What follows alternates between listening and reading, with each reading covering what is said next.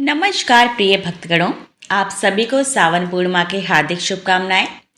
सावन पूर्णिमा एवं अन्य शुभ तिथियों पर भगवान श्री सत्यनारायण की पूजा कथा का विशेष महत्व माना गया है। जो भक्त पूर्ण श्रद्धा, भक्ति और नियम के अनुसार इस व्रत का अनुष्ठान करते हैं तथा कथा का श्रवण करते हैं, उनके समस्त दुख दरिद्र दूर होते हैं और वे मनोवांछित फल प्राप्त करते हैं। एक समय की बात है, नैमिषारण्य तीर्थ में महर्षि शौनक आदि 28,000 ऋषियों ने परम ज्ञानी सूत जी से प्रश्न किया, हे पूज्य गुरुदेव, कृपया करके हमें कोई ऐसा सुलभ, सर्व पापहारी और पुण्यदायी व्रत या उपाय बताएं जिसके अनुष्ठान से मनुष्य इस लोक में समस्त सुख भोग प्राप्त कर सके और अंतकाल में मोक्ष को प्राप्त हो। सूत जी ने प्रसन्न होकर कहा, हे ऋषियों, आप सभी ने जन कल्याण की भावना से अत्यंत श्रेष्ठ प्रश्न पूछा है। वही बात मैं आपसे कहता हूँ जो एक बार देवर्षि नारद जी के पूछने पर स्वयं जगन्नाथ भगवान श्री हरि विष्णु ने कही थी। एक बार देवर्षि नारद मुनि लोक कल्याण की इच्छा से विभिन्न लोकों में भ्रमण करते हुए मृत्युलोक अर्थात पृथ्वी लोक में पहुंचे।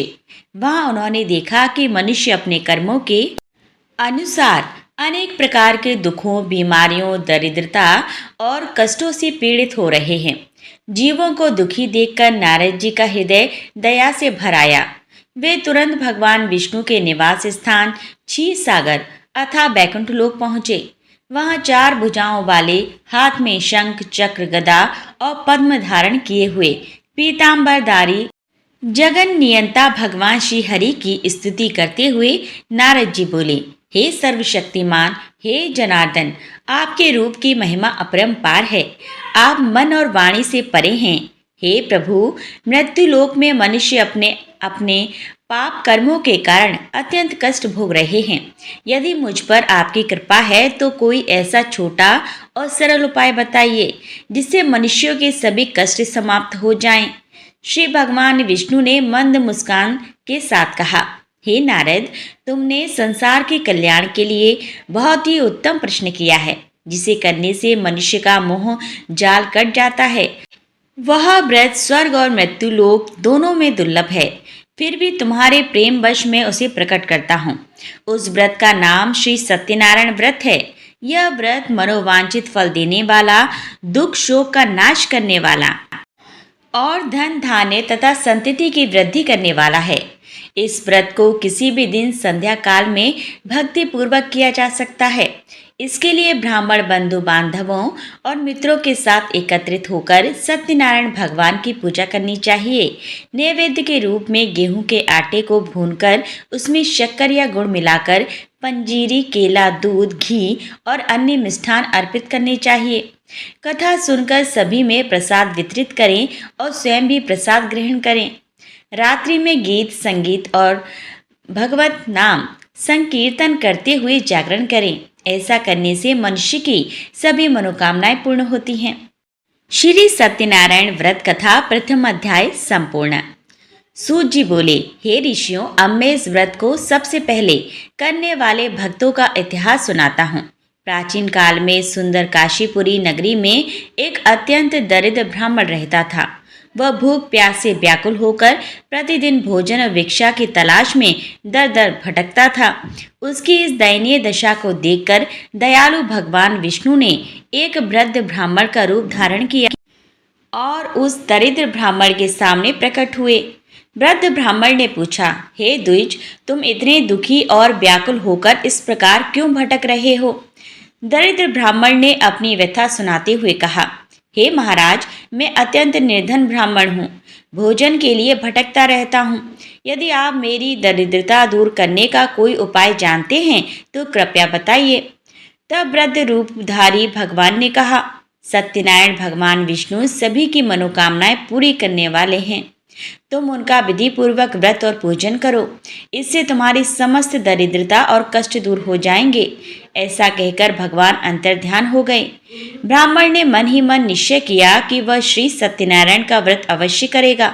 चिंता और उत्सुकता के कारण उसे रात भर नींद नहीं आई। प्रातःकाल उठकर उसने व्रत का संकल्प लिया और भिक्षा मांगने निकल पड़ा। उस दिन भगवान की कृपा से उसे भिक्षा में अपेक्षा से बहुत अधिक धन और सामग्री प्राप्त हुई। सायंकाल ब्राह्मण ने अपने बंधु बांधवों को बुलाकर विधि विधान से सत्यनारायण भगवान का पूजन किया और कथा सुनी। व्रत के प्रभाव से वह ब्राह्मण शीघ्र ही धन धान्य से संपन्न हो गया। उसके सारे दुख समाप्त हो गए। इसके बाद वह ब्राह्मण प्रत्येक मास की पूर्णिमा को नियम से भगवान सत्यदेव का पूजन करता रहा और अंत में वैकुंठ लोक को प्राप्त हुआ। सूत जी आगे बोले, एक दिन वही ब्राह्मण अपने घर में सगे संबंधियों के साथ ध्यान मग्न होकर सत्यनारायण की कथा सुन रहा था। उसी समय भूख प्यास से व्याकुल एक निर्धन लकड़हारा अपनी लकड़ी का गट्ठर बाहर रखकर उस ब्राह्मण के घर में आया। उसने देखा कि ब्राह्मण भक्ति पूर्वक प्रभु का पूजन कर रहे हैं। लकड़हारे ने ब्राह्मण को प्रणाम किया और पूछा, हे स्वामिन, आप यह किसका पूजन कर रहे हैं और इस व्रत का क्या फल है? ब्राह्मण ने उत्तर दिया, यह मनोवांछित फल देने वाला श्री सत्यनारायण भगवान का व्रत है। इनकी कृपा से ही मुझे यह सब धन वैभव प्राप्त हुआ है। यह सुनकर लकड़हारा बहुत प्रसन्न हुआ। उसने मन में संकल्प किया कि आज लकड़ी बेचने से जो भी धन मिलेगा उसी से सत्यनारायण भगवान का पूजन करूंगा। लकड़हारा सिर पर लकड़ी का बोझ उठाकर धनी लोगों की बस्ती की ओर चल पड़ा। भगवान की कृपा से उस दिन उसे लकड़ी का 2 गुना मूल्य मिला।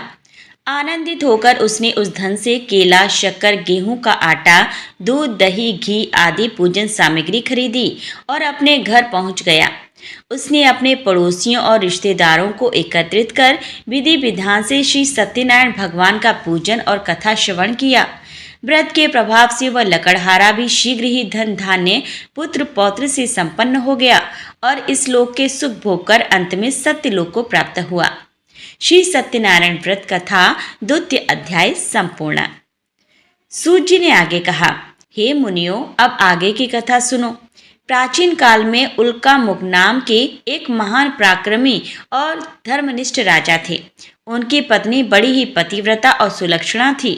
राजा प्रतिदिन मंदिर और नदियों के तट पर दान, पुण्य तथा धर्म कार्य किया करते थे।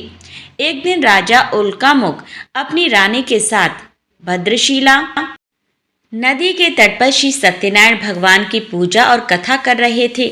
उसी समय साधु नाम का एक व्यापारी रत्नों से भरी अपनी नौका को किनारे लगाकर वहां आया। राजा को पूजन करते देख उसने विनम्रता पूर्वक पूछा, हे राजन, आप इतनी भक्ति से किसका पूजन कर रहे हैं? राजा ने उत्तर दिया, हे साधु, हम पुत्र, धन और ऐश्वर्य देने वाले भगवान श्री सत्यनारायण का पूजन कर रहे हैं। यह सुनकर साधु वैश्य ने कहा, हे महाराज, मेरी कोई संतान नहीं है। मैं भी संतान प्राप्ति की इच्छा से इस महाव्रत को करूंगा। साधु वैश्य अपने घर गया और अपनी पत्नी लीलावती को व्रत का पूरा समाचार सुनाया। उसने मन्नत मांगी, जब हमारे संतान होगी तब मैं भगवान सत्यदेव का व्रत करूंगा।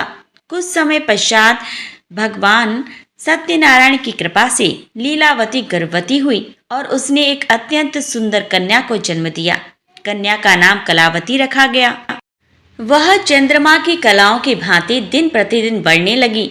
लीलावती ने अपने पति को याद दिलाया, हे नाथ, आपने संतान होने पर जो व्रत करने का संकल्प लिया था, अब उसे पूरा कीजिए। साधु वैश्य ने टालते हुए कहा, हे प्रिय, कन्या के विवाह के समय व्रत करूंगा। ऐसा कहकर वह अपने व्यापार में लग गया और व्रत करना भूल गया। समय बीतने पर कलावती विवाह योग्य हो गई। साधु वैश्य ने कांची नगर के एक सुंदर, सुशील और योग्य वणिक पुत्र के साथ अपनी पुत्री का विवाह धूमधाम से कर दिया। विवाह संपन्न हो गया, किंतु साधु वैश्य ने फिर भी अपना संकल्प पूरा नहीं किया और व्रत को टाल दिया। इससे भगवान सत्यनारायण उस पर अप्रसन्न हो गए। विवाह के बाद साधु वैश्य अपने दामाद को साथ लेकर व्यापार करने के लिए समुद्र तट पर स्थित रतनपुर नगर में गया। दोनों ससुर दामाद वहां व्यापार करने लगे।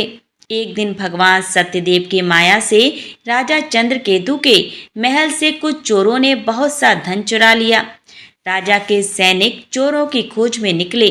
चोरों ने जब देखा कि सैनिक उनका पीछा कर रहे हैं तो उन्होंने डरकर चुराया हुआ धन उसी स्थान पर छिपा दिया जहां साधु वैश्य और उसका दामाद ठहरे हुए थे और स्वयं भाग गए।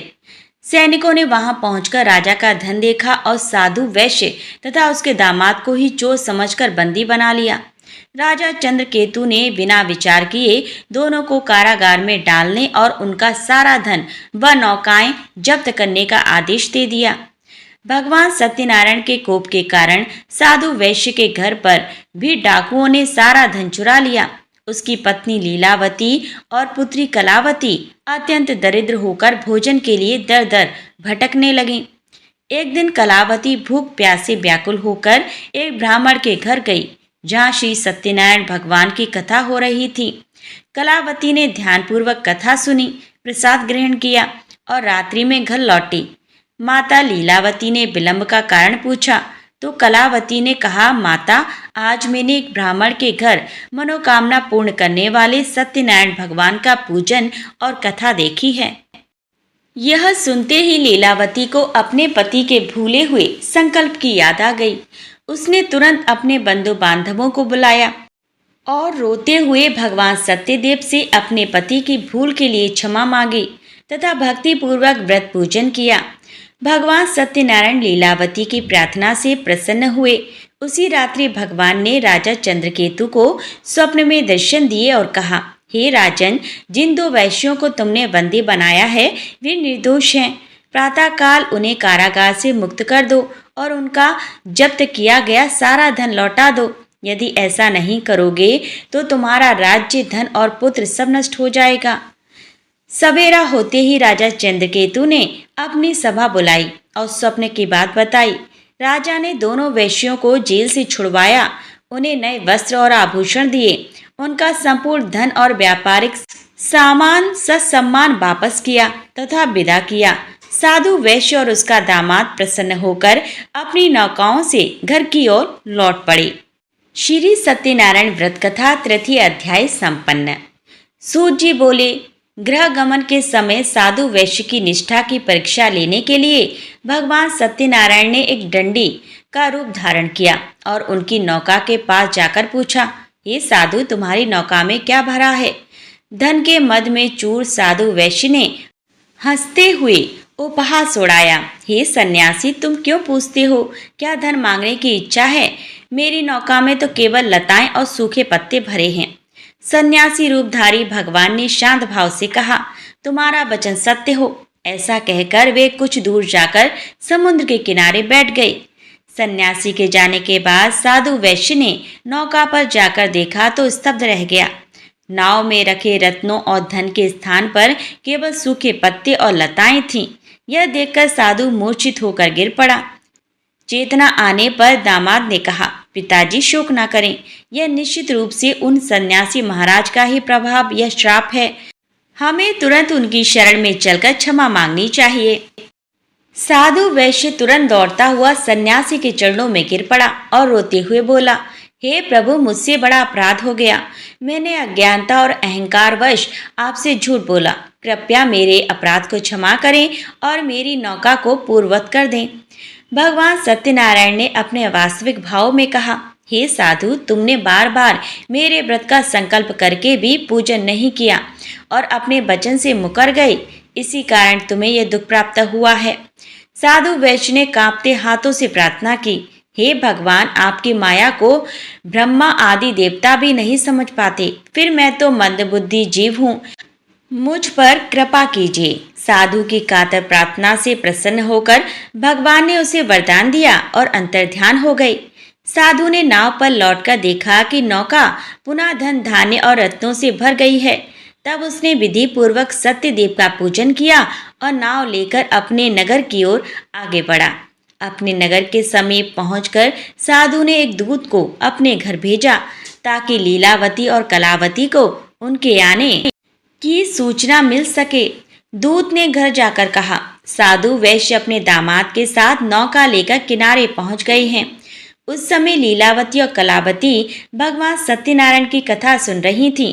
समाचार सुनते ही लीलावती ने शीघ्रता से पूजा समाप्त की और पुत्री से कहा, तुम भी जल्दी से चलकर अपने पति के दर्शन करो। कलावती अति प्रसन्नता के कारण भगवान का प्रसाद ग्रहण करना भूल गई और पति से मिलने के लिए दौड़ती हुई नदी के तट पर पहुंच गई।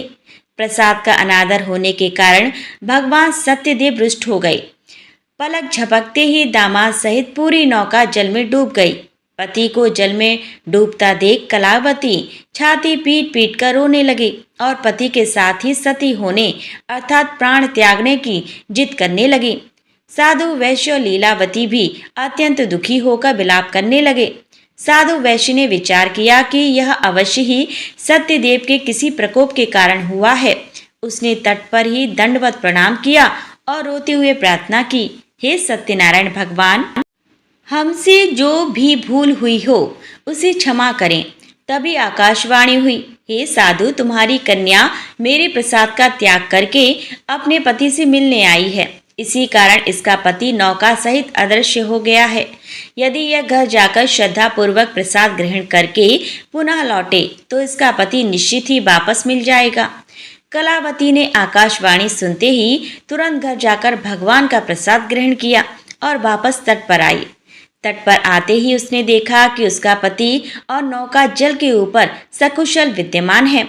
यह चमत्कार देखकर सभी अत्यंत प्रसन्न हुए।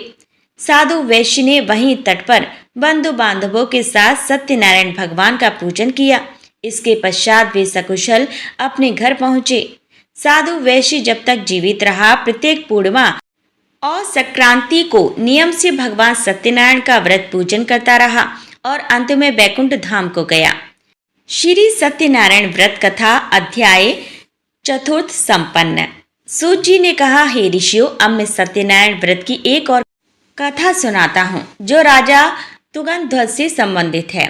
प्राचीन काल में तुंगध्वज नाम का एक राजा था। वह बड़ा प्रजापालक था, परंतु अहंकार के कारण कभी कभी भगवान के प्रसाद की अवहेलना कर बैठता था। एक बार राजा शिकार खेलने के लिए सघन वन में गया। वहां उसने अनेक पशुओं का शिकार किया। थक जाने पर राजा एक विशाल बरगद के पेड़ के नीचे विश्राम करने लगा। कुछ दूरी पर उसने देखा कि गांव के कुछ ग्वाले एकत्रित होकर भक्ति भाव से श्री सत्यनारायण भगवान का पूजन कर रहे हैं और कथा सुन रहे हैं। राजा ने अहंकारवश ना तो भगवान को प्रणाम किया और ना ही उन ग्वालों के पास गया। पूजन समाप्त होने पर ग्वालों ने भक्ति पूर्वक राजा के पास जाकर भगवान का प्रसाद अर्पित किया, परंतु राजा ने गर्व के कारण उस प्रसाद को वहीं छोड़ दिया और अपने नगर वापस लौट गया। जब राजा अपने महल में पहुंचा तो उसने देखा कि भगवान सत्यदेव के अपमान के कारण उसका पूरा राज्य नष्ट हो गया है। उसके 100 पुत्र मृत पड़े हैं। सारा राजकोष खाली हो चुका है और महल वीरान हो गया है। राजा समझ गया कि यह सब ग्वालों के पास सत्यनारायण के प्रसाद का निरादर करने के कारण हुआ है। राजा के मन में अत्यंत पश्चाताप हुआ। वह तुरंत उसी वन में उस बरगद के वृक्ष के पास भागा। वहां पहुंचकर राजा ने उन ग्वालों को बुलाया और उनके साथ मिलकर अत्यंत नम्रता और भक्ति पूर्वक श्री सत्यनारायण भगवान का पूजन किया तथा स्वयं हाथ जोड़कर प्रसाद ग्रहण किया। भगवान सत्यनारायण की कृपा से राजा के सभी मृत पुत्र जीवित हो गए। उनका नष्ट हुआ धन धान्य और राज्य पुनः वैसा ही समृद्ध हो गया। राजा जीवन भर सुख भोगकर अंत में स्वर्गलोक को प्राप्त हुआ। श्री सत्यनारायण व्रत कथा पंचम अध्याय संपूर्ण। सूत जी ने शौनक आदि ऋषियों से कहा, जो मनुष्य इस परम दुर्लभ श्री सत्यनारायण व्रत का अनुष्ठान करता है या कथा को भक्ति पूर्वक सुनता है, भगवान सत्यदेव की कृपा से उसकी दरिद्रता दूर होती है, बंदी को बंधन से मुक्ति मिलती है, भयभीत को अभय प्राप्त होता है और संतानहीन को संतान की प्राप्ति होती है। इस लोक में समस्त सुखों का भोग करके अंत समय में वह परम पद को प्राप्त होता है। इस प्रकार श्री सत्यनारायण भगवान की यह दिव्य कथा संपन्न हुई। कथा सुनने वालों का भी कल्याण हो और सुनाने वालों का भी कल्याण हो। श्री सत्यनारायण भगवान की जय। हरि बोल, राम बोल।